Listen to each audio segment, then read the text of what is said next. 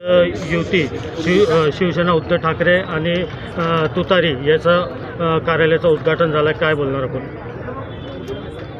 भुसावळ शहरामध्ये नगरपालिकेची निवडणूक लागलेली आहे आणि या निवडणुकीसाठी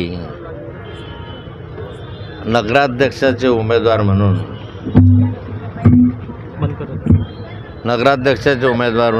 गायत्री बंगाडे गौर यांना आम्ही उमेदवारी दिलेली आहे. सर्वात प्रथम असं आहे की ही निवडणूक राष्ट्रवादी काँग्रेस शरदचंद्र पवार गटाच्या माध्यमातून पक्षाच्या माध्यमातून या ठिकाणी तुतारी या निशाणीवर लढवली जात आहे.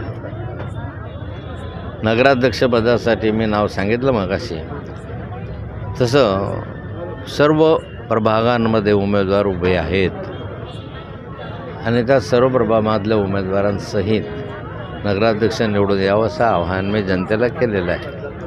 भुसावळ शहरामधल्या अनेक समस्या अजून जशा जिवंत आहेत. या ठिकाणची अमृत योजना गेले अनेक वर्षापासून प्रलंबित आहे, ती पूर्ण झालेली नाही आणि शहरामधल्या नागरिकांना स्वच्छ आणि चांगलं शुद्ध पाणी मिळालं पाहिजे म्हणून ही योजना आहे. दुर्दैवाने ही योजना पूर्ण होऊ शकली नाही. ते अपूर्ण योजना पूर्ण करण्याचं काम आम्ही आमचा नगराध्यक्ष आल्यानंतर निश्चित प्राधान्यानं करू. भूमिगत गटारींचे कामं असतील, स्वच्छतेचे कामं असतील, या आरोग्याच्या दृष्टिकोनातून पाहिलं तर फार शहरामध्ये चांगली स्थिती आहे असं नाही आहे. एक प्लॅन असला पाहिजे शहराच्या विकासाचा आणि त्या दृष्टिकोनातून वार्डापर्यंत ते गेलं पाहिजे. या शहराचे दोन टप्पे होऊ शकतात. एक म्हणजे आत्ता अस्तित्वात असलेलं शहर आणि या ठिकाणी हद्दवाढ झाल्यानंतर किंवा होईल त्यावेळेचं शहर.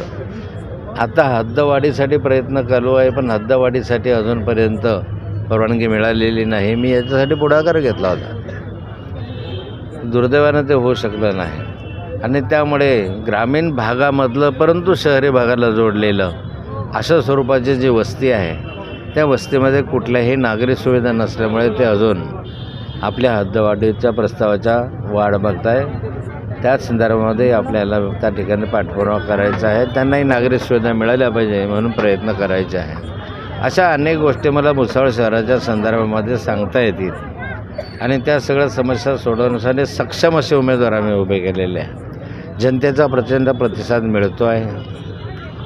अनेकांना मी दूरध्वनीद्वारे संपर्क साधला. माझ्याशी बोलताना लोक अत्यंत आनंदित आहेत, अत्यंत चांगल्या रीतीनं बोलत आहे.